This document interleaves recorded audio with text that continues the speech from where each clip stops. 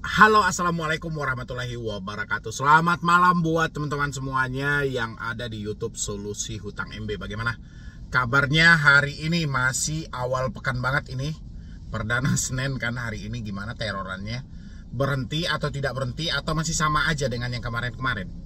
Ya, boleh isi di kolom komentar. Oke, kita update kasus tentang Ada Kami, karena Ada Kami dan OJK masih bungkam, sehingga beberapa debitur juga mengarahkan pengaduan mereka kepada Komisi DPR RI. Ya, yang diadukan itu bukan hanya Ada Kami saja, tapi di sini juga ada dilaporkan beberapa pinjol lainnya seperti Kredit Pintar, Es Pinjam, Spy Letter, dan Indodana, dan lain-lain. Dan ini banyak sebenarnya, dan teman-teman yang lainnya saya juga pengen tahu dari Anda ini. Sebelum saya bacakan beritanya, mau nggak sih teman-teman juga membantu untuk kalau memang benar ada bukti-bukti, mana tahu dari teman-teman semuanya ada nih misalnya saya diancam juga, ditekan juga, atau bagaimana, nanti Anda juga bisa memberikan laporan, menambah beberapa bukti yang ada.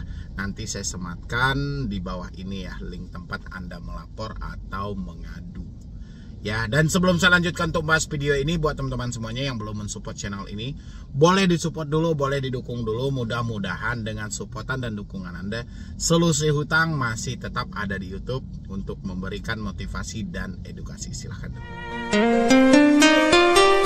Oke, terima kasih banyak buat teman-teman yang sudah mensupport. Ini beritanya kita ambil dari haloyou.com ya, pikiran rakyat. Oke.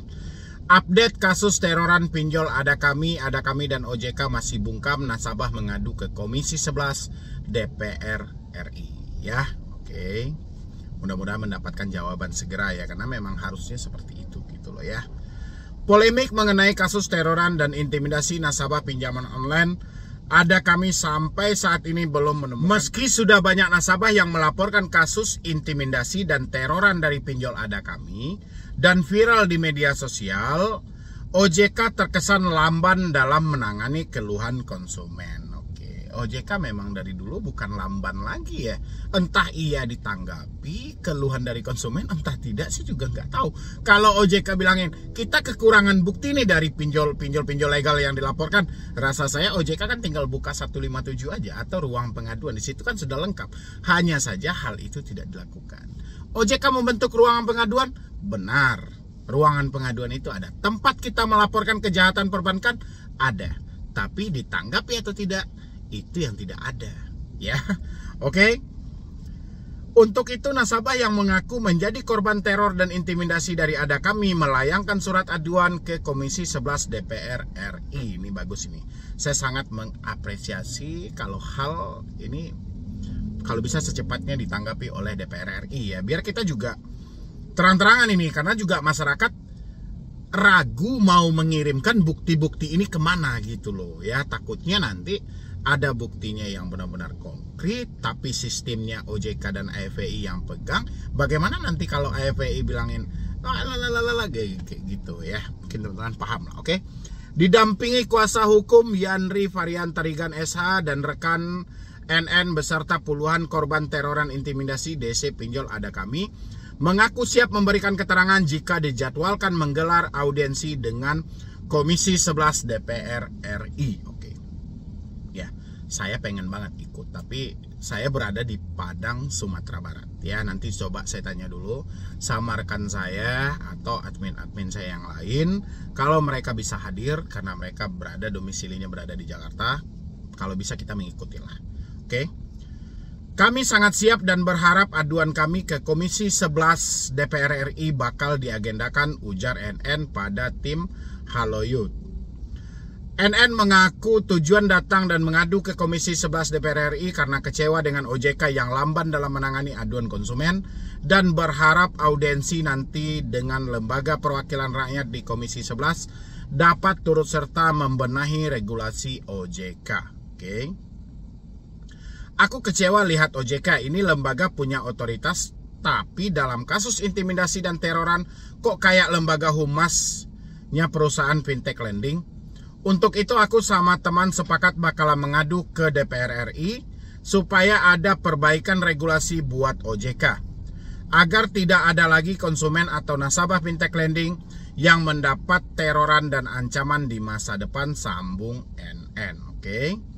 Sementara itu, saat dihubungi terpisah, Putri Aneta Kamarudin, anggota Komisi 11 DPR RI dari Partai Golkar, mengaku siap menerima aduan dari Komisi 11 bakal memfasilitasi konsumen atau nasabah pinjol ada kami yang mengadu ke DPR RI.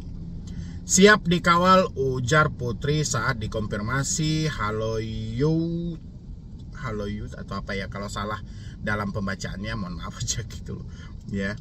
Mengenai surat aduan nasabah pinjol ada kami yang sudah masuk ke Komisi 11 DPR RI saat dihubungi via pesan singkat Senin 25 September 2023. Dihubungi oleh tim haloyut pikiranrakyat.com, OJK masih bungkam dan belum memberikan keterangan resmi terbaru mengenai update hasil penyelidikan dan investigasi di lapangan. Sementara ada kami mengaku masih belum bisa memberikan update mengenai kondisi terkini hasil investigasi di lapangan. Sejauh ini pernyataan ada kami masih sesuai preskon terakhirnya. Nanti kalau sudah ada update, izin saya share ya, balas Jonathan via pesan singkat. Oke. Sebelumnya perusahaan peer-to-peer lending PT Pembiayaan Digital Indonesia atau ada kami tengah menjadi sorotan beberapa hari yang lalu, viral di medsos soal penagihan utang debt collector DC ada kami kepada korban yang berujung mengakhiri hidup. Korban telah meminjam uang ada kami sebesar 9,4 juta dan harus mengembalikan tagihan sekitar 19 juta dalam tulisan Twitter yang viral tersebut. Ada kami memberikan pinjaman dengan bunga 0,4% per hari dan biaya admin 100%. Gila. Ya, oke. Kalau dibilangin OJK cukup lamban dalam hal ini, ya kenapa tidak? Memang lamban banget kok. Ya, bukan lamban lagi, tapi di sini saya luruskan, ya, berdasarkan informasi yang saya dapat, yang dilaporkan ke Komisi 11 itu bukan hanya ada kami, tapi ada beberapa pinjol lainnya. Jadi buat teman-teman semua ini, nanti takutnya saya tidak minjamnya di ada kami, saya minjamnya di Kredit Pintar, contoh gitu. Saya tidak minjam di ada kami, saya minjamnya di S-Pinjam. Pokoknya semua pinjol legal. Semua pinjol yang sudah terdaftar terverifikasi di OJK. Kalau mereka ada menyimpang dari aturan yang ada, teman-teman boleh mengirimkan. Oke, jadi kalau Anda pengen melaporkan tentang pinjol-pinjol itu, ini bagus banget dibikin oleh teman-teman juga yang lain. Saya sangat mengapresiasi banget kerja keras Anda ya. Jadi di sini dia bikinkan grup yang kami miliki, bukan, tapi ini khusus untuk pengaduan aja ya, bukan untuk curhat dan bla bla segala macam. Oke.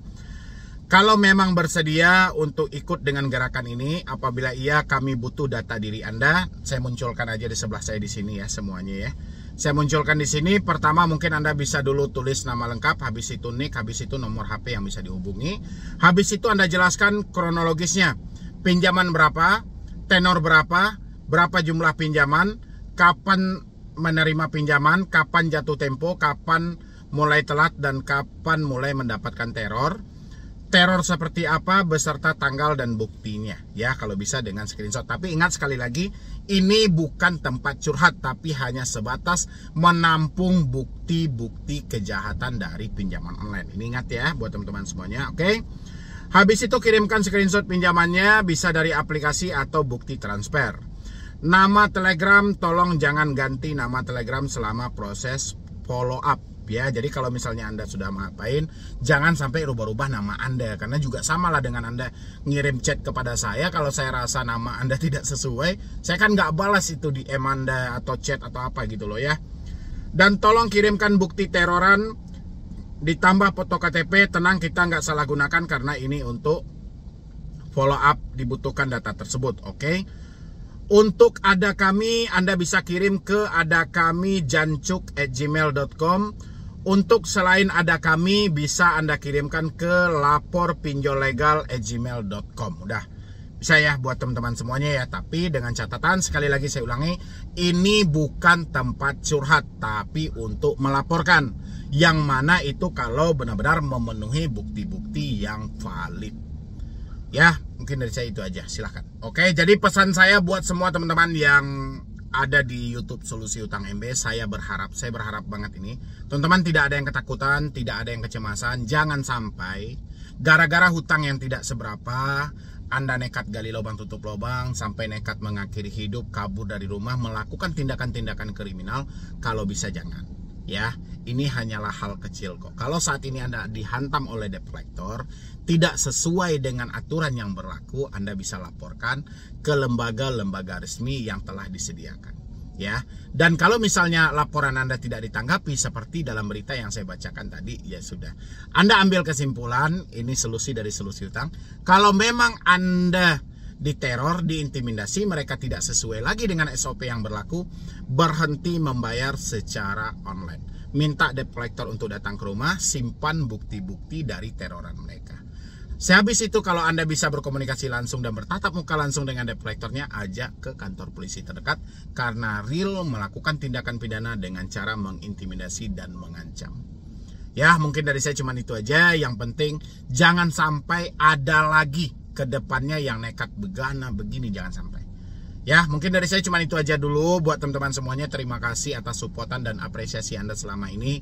Alhamdulillah Solusi Utang telah mendapat 500.000 lebih subscriber berkat dari dukungan dan supportan Anda. Sampai detik ini pun kita sudah mau jalan 4 tahun lebih dan sebentar lagi mungkin mencapai 5 tahun ya. Jadi saya ucapkan ribuan terima kasih buat semua subscriber saya, teman-teman saya, saudara saya, karena tanpa Anda channel ini tidak bisa seperti ini. Ya, jadi yang hebat itu bukan sayanya, tapi dukungan dan supportan dari Anda lah yang sangat luar biasa.